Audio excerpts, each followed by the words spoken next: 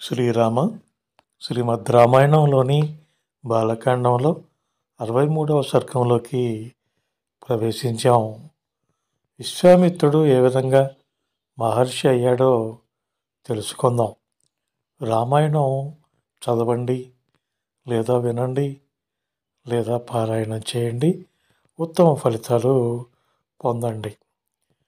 విశ్వామిత్రుడు మేనకను చూసి మోహానికి గురవుతాడు. ఫలితంగా 1000 సంవత్సరాల తపస్సు భంగమవుతుంది. దీంతో మరలా తీవ్రంగా తపస్సు చేసి మహర్షి కావటం గురించి ఇప్పుడు తెలుసుకుందాం.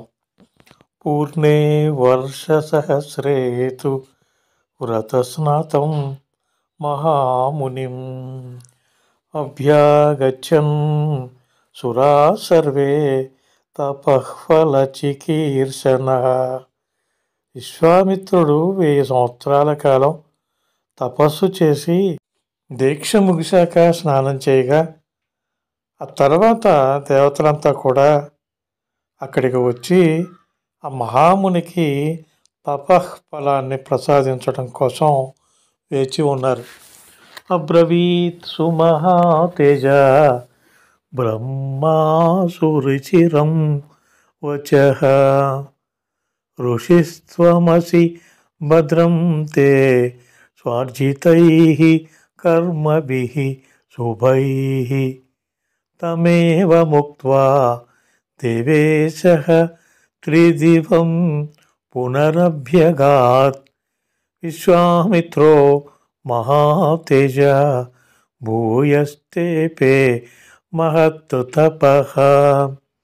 మహాతేజస్వి అయిన బ్రహ్మదేవుడు అంటూ ఉన్నాడు, ఓ విశ్వామిత్ర, నీకు శుభం జరుగుగాక.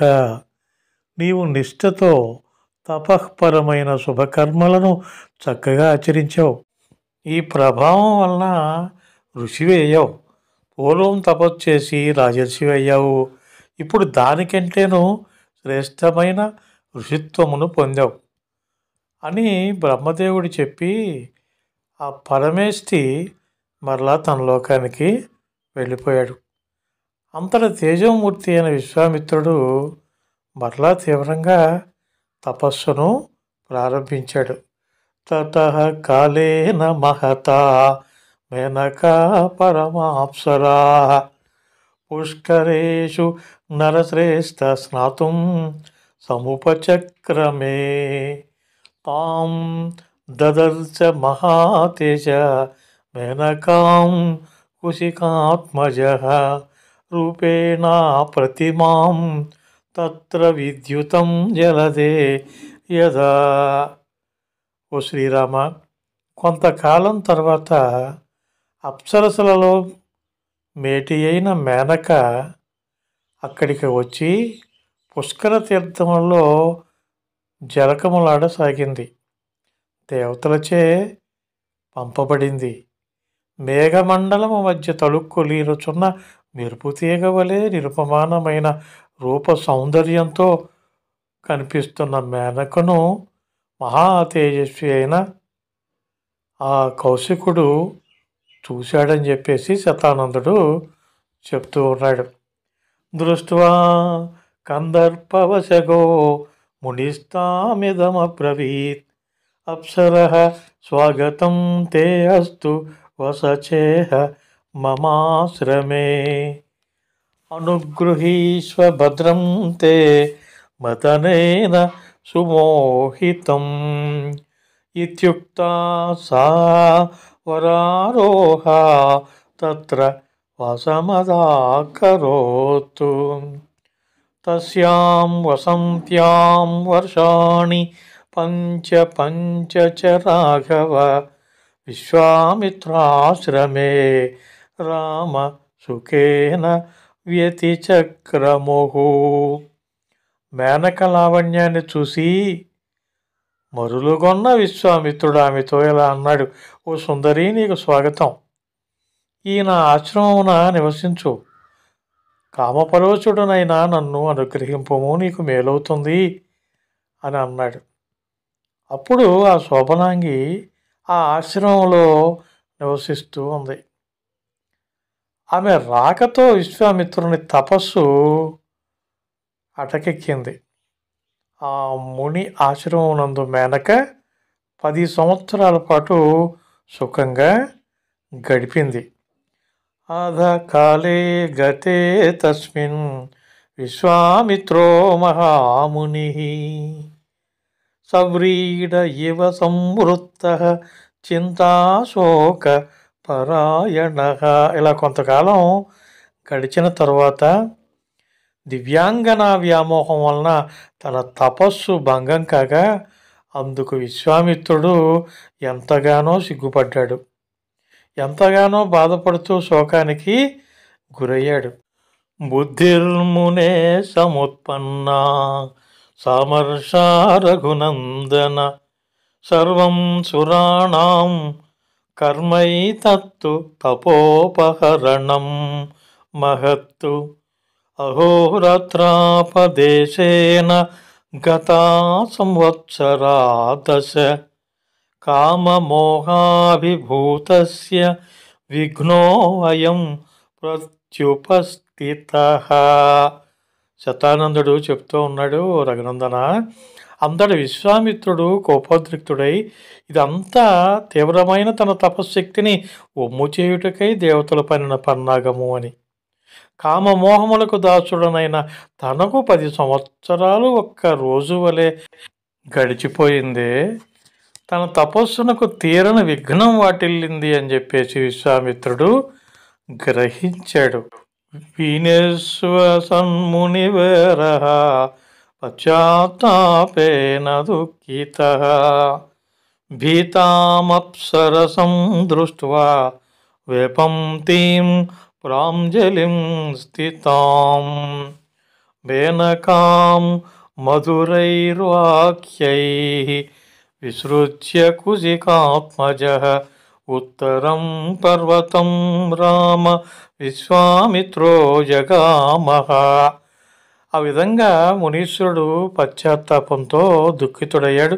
ఆ తర్వాత విశ్వామిత్రుడు తన ఎదుట భయంతో వణుకుతూ అంజలి ఘటించి నిలిచి ఉన్న మేనకను చూశాడు. అప్పుడు అతడు ఆ అప్సరసను మృదుమధురవచనాలతో, ఇందు నీ తప్పేమీ లేదు, నేనే కామపరతంత్రుననై ఈ అపరాధానికి ఒడిగట్టాను అని పలికి మేనకను పంపించి వేశాడు.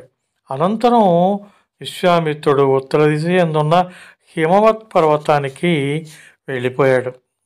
సకృత్వా నైష్టికీం బుద్ధిం జేతు కామో మహాయశ కౌశికీ తీరమాసాద్య తపస్తేపే సుదారుణం.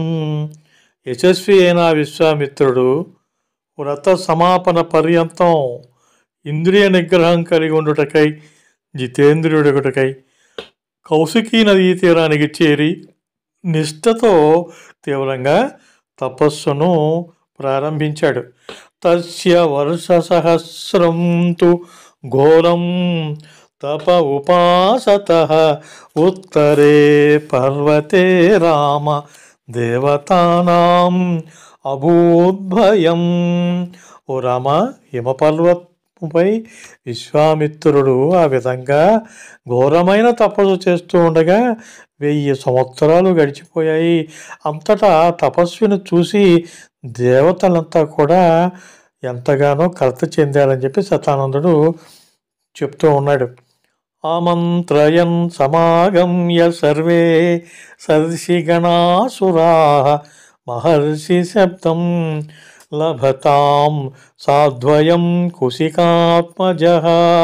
అప్పుడు దేవతలంతా కూడా ఋషీసులతో కూడి ఈ విశ్వామిత్రుడు మహర్షి బిరుదును పొందుటకు ఎంతయు అర్హుడు అని భావించి బ్రహ్మ వద్దకు వెళ్ళి ఆ విషయాన్ని ఆయనకి నివేదించారు.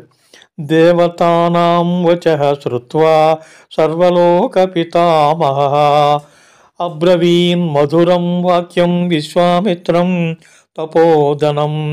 సమస్త లోకాలను సృజించువాడైన బ్రహ్మదేవుడు దేవతల వచనాలను విని తపోధనుడైన విశ్వామిత్రుని ఆశ్రమానికి వెళ్ళి మృదుమధురంగా ఆయనతో ఏమంటున్నాడు అంటే, మహర్షే స్వాగతం వత్స తపసోగ్రేణ తోషితః మహత్వం ఋషిముఖ్యత్వం దదామి తవ కౌశిక. నాయన కౌశిక మహర్షి, నీకు స్వాగతం. నీ తీవ్ర తపస్సుకు మెచ్చుకుంటున్నాను. నీవు ఋషుల్లో ముఖ్యుడవు. నీకు మహర్షత్వాన్ని ప్రసాదిస్తున్నానని చెప్పి బ్రహ్మదేవుడు అన్నాడు.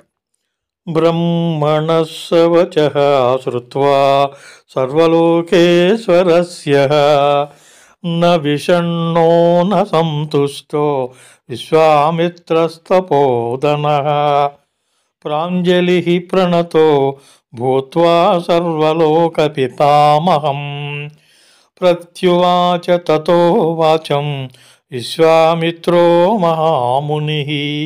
తపస్సంపన్నుడైన విశ్వామిత్రుడు సర్వలోకేశ్వరుడైన బ్రహ్మదేవుని పలుకలను ఆలకించాడు. అందుకు అతడు కృంగిపోలేదు.